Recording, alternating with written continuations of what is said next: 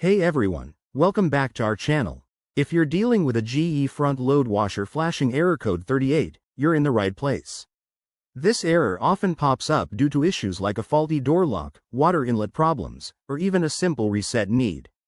Don't worry, it's usually an easy fix that you can handle at home. In this video, I'll guide you through the steps to get your washer running smoothly again. First things first, safety is key.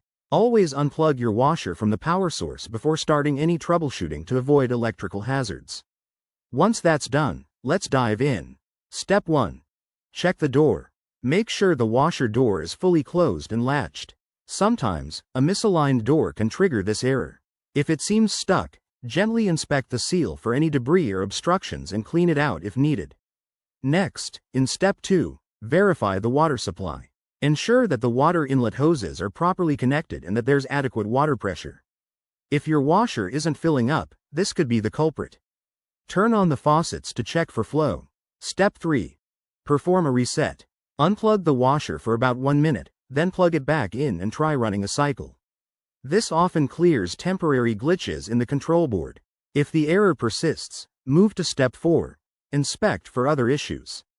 Look inside the drum for any foreign objects that might be blocking the sensors. Also, check the drain pump filter for clogs. It's usually located at the bottom front of the machine. Unscrew it, clean it out, and reattach securely. Finally, if none of these steps work, it might be time to call a professional technician, as this could indicate a deeper problem like a faulty control board. Remember, regular maintenance can prevent these errors, so keep your washer clean and check connections periodically. Thanks for watching. If this helped, give it a thumbs up and subscribe for more home repair tips. Leave your questions in the comments below. See you next time.